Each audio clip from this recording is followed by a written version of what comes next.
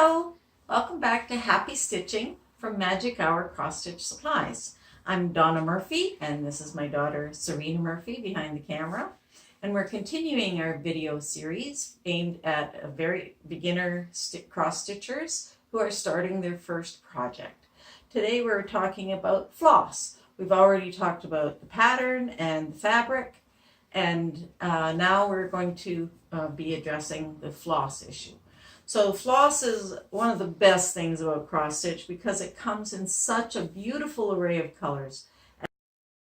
And there are literally hundreds and hundreds of colors available and many, many different brands and kinds of floss to use for your stitching.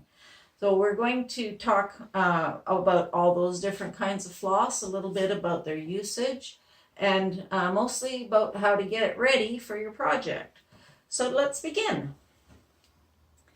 The main kind of floss that you're going to use is just regular 6-strand cotton floss. It's 100% cotton, and the main brands are DMC and Anchor.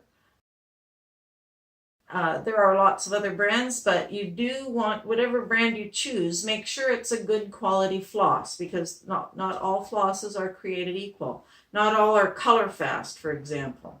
If you need to wash your fabric or wash your project at the end when you're finished stitching, you may find that the color will bleed, and there are ways to deal with that, but it's far better to start with a good quality floss. So DMC and Anchor are the big guys in that field, and they're about equal in quality and usage and probably in their way of manufacture.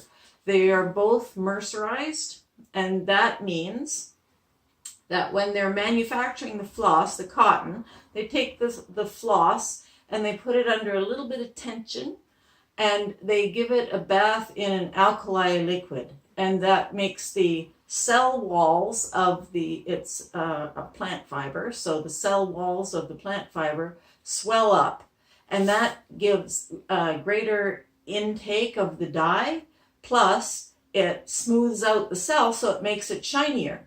It's the same difference as the between a grape and a raisin. So if you wash a grape, it's very shiny. It's smooth. But a raisin, no matter how clean it is, it's going to be a little bit shiny, but not very. So that's the difference between mercerized and unmercerized. Also, because the cells themselves have been affected in the process, they retain their dye better. So they are guaranteed 100% color fast. I have heard of people that have had some color run, especially in the reds. That could happen. But if that happens, there are products available that you can put in the wash or in your wash water, and it will absorb any loose dye. So if that's a concern for you, then you could use one of those. But I've never had any of my colors run. Some people have, but you deal with it when it happens. So the regular cotton floss is what most of your stitching is going to be done in. However, there are all lots of other kinds of floss. So one of my favorites is variations floss, or variegated. And that just means that there's more than one color on the skein. These are just some examples. There are many, many colors, lots and lots of brands. Even hand-dyed floss will come in variegated like this.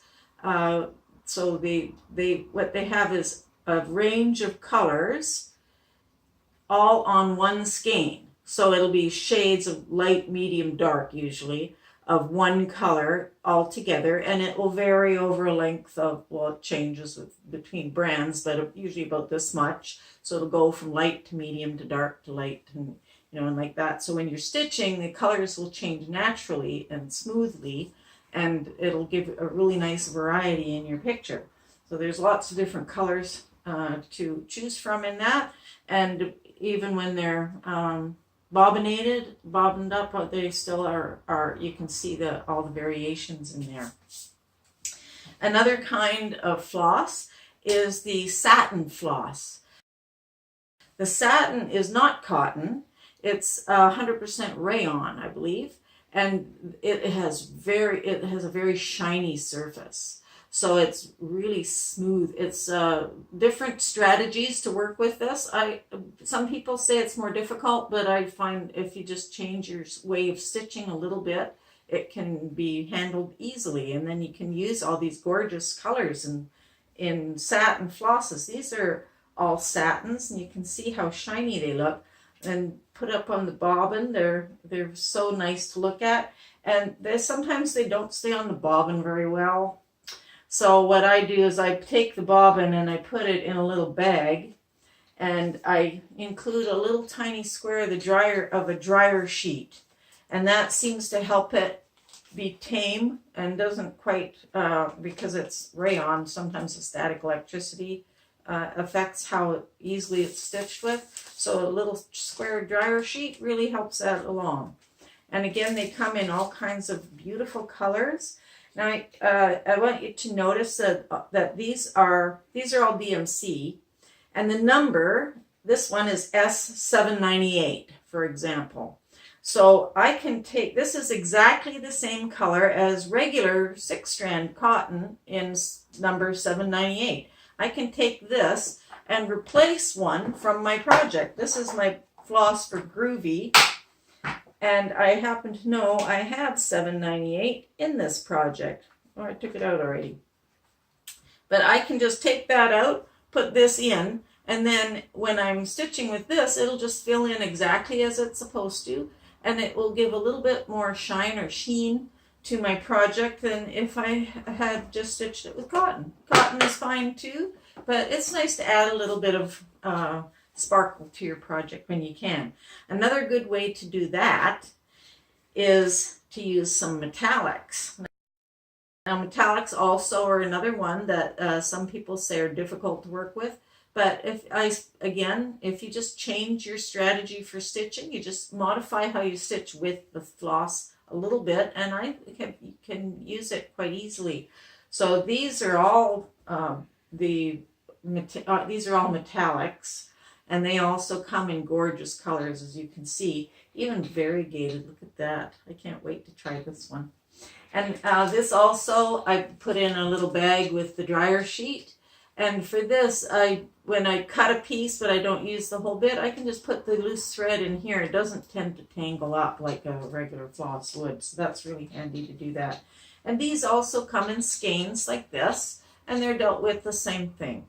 So you just pull it off the skein and use it as normal with the same number of strands as you would if it was just the cotton, or if it is called for in your pattern, it'll tell you how many strands. Okay, so I want to show you a little bit of a comparison of these. This is, again, these have the same numbers as the regular cotton. So this is black, so it's E310 instead of just 310 for regular cotton floss. And I also have the satin in black, so that's S310. And all three of those are just the same color, just a different designation.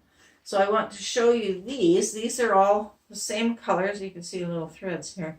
These are all 818. This is the satin. This is regular floss, the 6-strand cotton. And this is the metallic 818 in DMC again. So this is E18, 818, 818, and S818. So it's easy to make those changes and find the best one. This one obviously has some 818 in the variegated, so that's pretty cool. There are some places where you could put that in instead.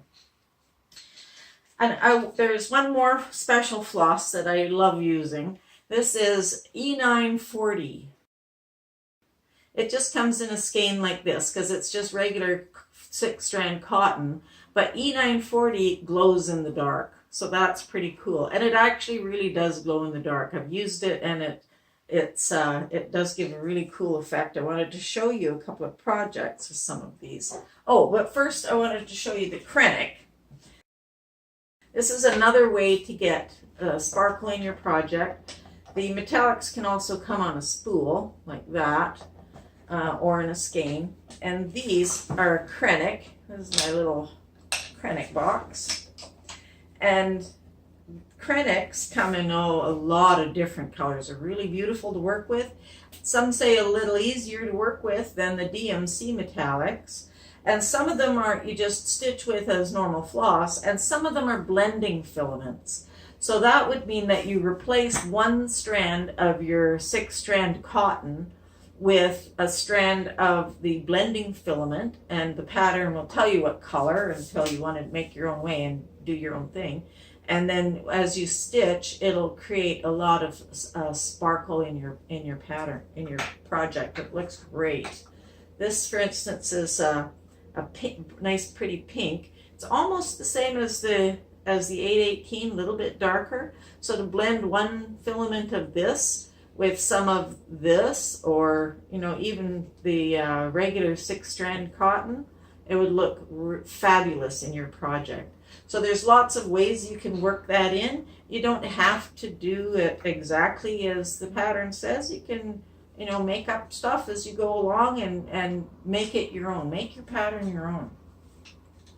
So I wanted to show you some examples of ways I've used some of these threads. And this is a little project that I did it was in the Just Cross Stitch Halloween edition from, I want to say 2016. It's called Spooky Ride. I'm sorry, I don't remember who the designer is. And for the ghost, I blended some E940 glow in the dark with the called for very light gray it was, and a little bit of silver Krennic, and it made a nice sparkly ghost, and it will glow in the dark.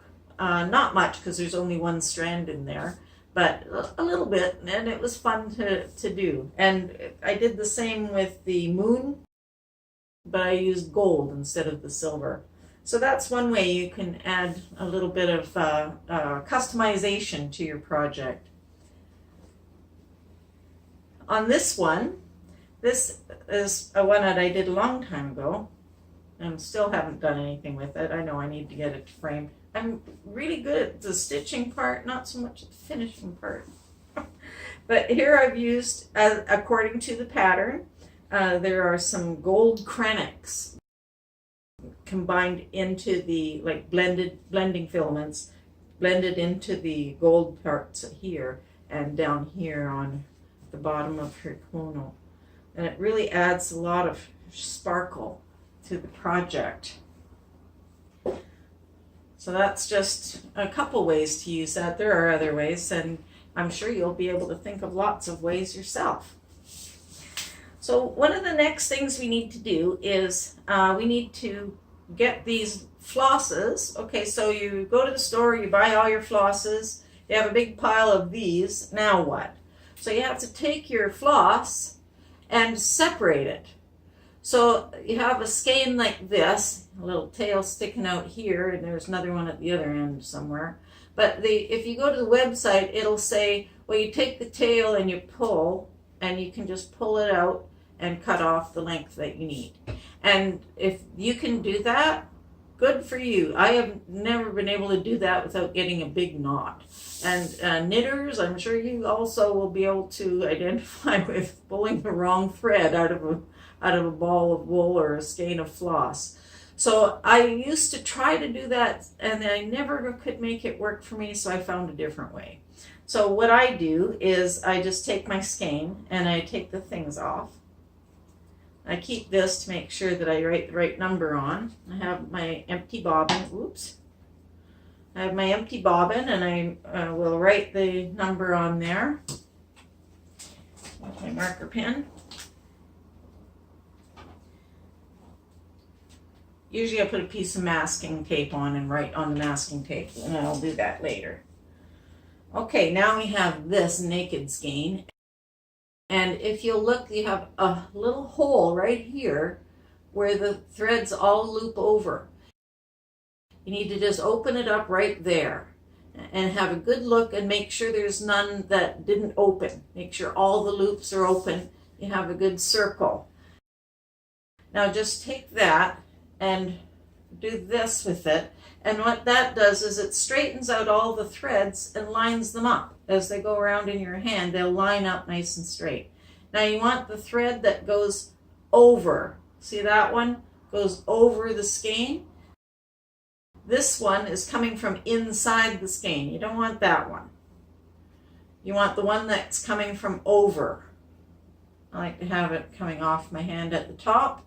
And then you just pull on that and it'll make a nice loose pile on the table or your lap or wherever you're doing your bobbinating. That's what I call it, bobbinating. And if it starts, sometimes it'll just roll off your hand real easy. If it tangles like that, just unloop your hand, like so. And it'll go all the way without a knot. If I do 30 skeins of floss, I might get a knot once. Maybe not even that. It's very effective as long as you make sure you get all the loops opened up. Okay, now that I've got it unskeined, you just need to wrap it on the bobbin.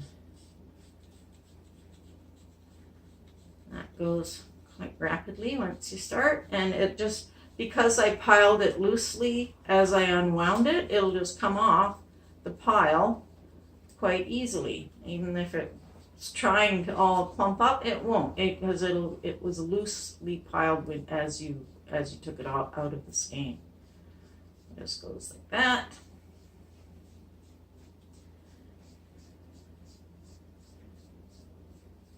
Now the two kinds of bobbins available are cardboard and plastic, just like grocery bags. And the cardboard have the advantage of, I did get one little knot, and if you just open up that one loop, it just comes out open really easily. The cardboard bobbins, the little slots at the end tend to hold the floss better. However, I find that the corners bend up more easily in my floss box, then they don't fit very well. So I like the plastic ones, but at the end I'm finding that this is a new thing for me. I'm just doing like a figure 8 around the things, the slots, and it holds it a lot better, and now it doesn't come loose. So I hate the loose threads all over. So that's what your bobbin will look like. Okay, now we need to cut a piece of floss to use. So the length of floss you want is about equal to the length of your arm. So if you're holding your floss like this, it should about reach your chin, more or less. Lock it off. Yep, still good length. Cut it. Okay, now. All right, we have one length of 6-strand cotton. Now we have to separate it. And again, there's a right way and a wrong way to do that. Oh, I'm going to need these. So 6 strands. You need to know how many strands you're going to use, and that will depend on what the count of your fabric. So we're going to talk about that in the next video. But for now, we'll just say I'm using 14 count, so I'm going to want 3 strands.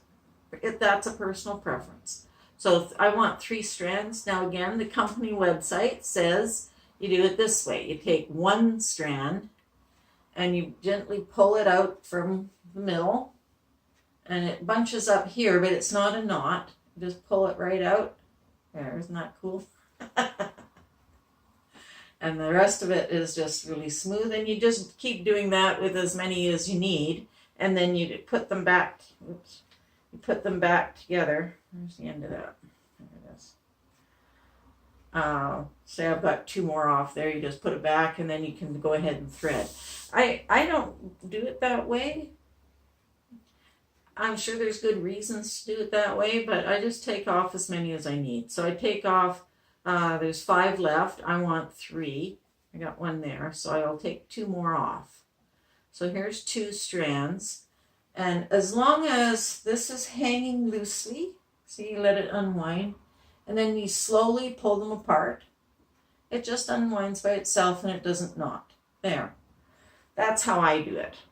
Then you just make sure that your ends match up. I'll put this one back.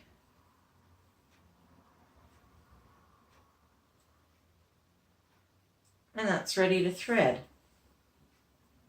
I've got my needle here.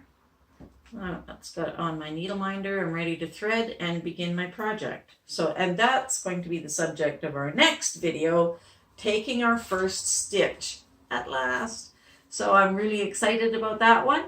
And this is all about your floss, and I'm sure there's plenty more that could be said. This is just an introduction.